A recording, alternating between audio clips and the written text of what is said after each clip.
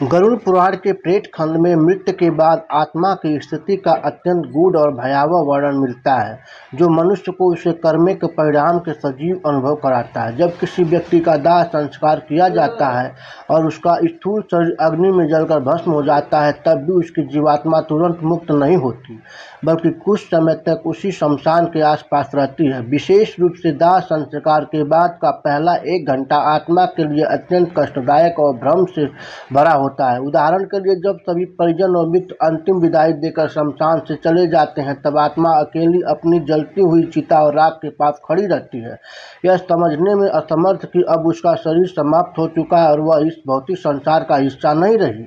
इस क्षण आत्मा को पहली बार अपने अस्तित्व के बदलने का एहसास होता है, जो उसे झकझोर देता है। जब कपाल की क्रिया की जाती है, अर्थात जलते हुए सिर पर प्रहार किया जाता है, तब शरीर से आत्मा का संबंध टूट जाता है। यह वह पल होता है जब आत्मा पूरी तरह से स्वतंत्र तो हो जाती है, लेकिन साथ ही वह अत्यंत असहाय और भयभीत हो जाती है, क्योंकि अब उसके पास कोई स्थूल आधार नहीं बचता। उदाहरण के लिए, जैसे कोई व्यक्ति अचानक गहरे अंधेरे में अकेला छोड़ दिया जाए, ठीक उसी प्रकार आत्मा स्वयं को एक भयावह स्थिति में पाती है। शमशान से लौटते समय पीछे मुड़कर देखने की परंपरा इसी कारण से जुड़ी हुई है। कहा जाता है कि जब परिजन वापस लौटते हैं तो आत्मा घबराकर उनके पीछे पीछे चलने लगती है, उन्हें पुकारती है और उनसे जुड़ने का प्रयास करती है। उदाहरण के लिए, आत्मा अपने पुत्र, पत्नी या माता को पुकारती है, लेकिन वे उसे नहीं देख सकते, न सुन सकते हैं। यह अनुभव आत्मा के लिए अत्यंत पीड़ादायक होता है, क्योंकि उसे पहली बार यह एहसास होता है कि जिन लोगों को वह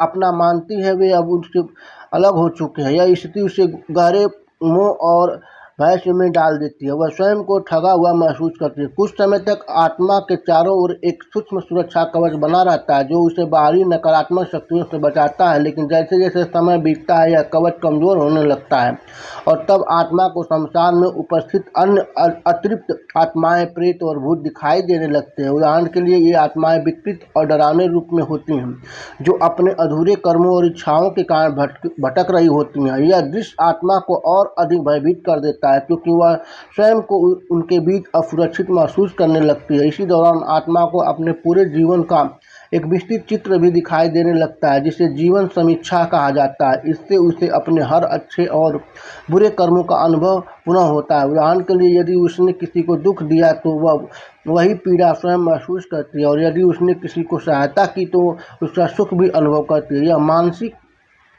कष्ट शारीरिक कष्ट से कहीं अधिक तीव्र होता है, क्योंकि इसमें आत्मा को अपने हर कर्म का सच्चा परिणाम समझ में आता है। लगभग 1 घंटे के बाद आत्मा अपने घर की ओर लौटती है, जहां वह अपने परिजनों को देखती है, लेकिन वहां का दृश्य भी उसके लिए दुखद होता है, क्योंकि कई बार परिजन उसके जाने के बाद संपत्ति, धन या अन्य सांसारिक विषयों में उलझ जाते हैं। उदाहरण के लिए, आत्मा देखती है कि उसके अपने ही लोग उसकी वस्तुओं के बंटवारे की बात कर रहे हैं, जिससे उसका मोह और भी बढ़ जाता है। इस समय आत्मा को अत्यधिक भूख और प्यास भी लगती है, लेकिन वह कुछ भी ग्रहण नहीं कर सकती, क्योंकि उसका सूक्ष्म शरीर इन भौतिक वस्तुओं को स्वीकार करने में सक्षम नहीं होता।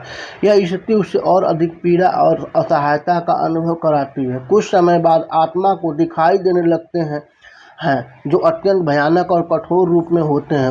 उनका कार्य आत्मा को उसके कर्मों के अनुसार अगले लोक में ले जाना होता है। उदाहरण के लिए, यदि आत्मा ने अपने जीवन में अधिक पाप किए हैं तो यमदूत उसे नरक की ओर ले जाते हैं, जहां उसे अपने कर्मों का दंड भोगना पड़ता है। लेकिन यदि आत्मा ने अच्छे कर्म किए, दान, धर्म और भगवान का स्मरण किया, तो उसे लेने के लिए दिव्य शक्तियाँ आती हैं, जो उसे उच्च लोकों की ओर ले जाती हैं।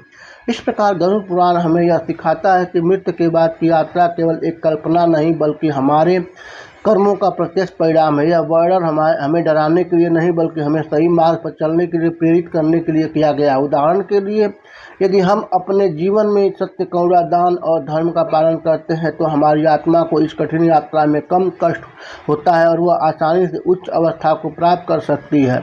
यह ज्ञान हमें यह समझने में मदद करता है कि जीवन का वास्तविक उद्देश्य केवल भौतिक सुख प्राप्त करना नहीं, बल्कि आत्मा को शुद्ध करना और उसे मोक्ष के मार्ग पर अग्रसर करना है। जब हम इस सत्य को समझते हैं, तो हम अपने कर्मों के प्रति सजग हो जाते हैं और एक संतुलित, धर्ममय और जागरूक जीवन जीने का प्रयास करते हैं, जिससे मृत्यु के बाद की यात्रा भयावह न होकर एक शांत और दिव्य अनुभव बन जाती है।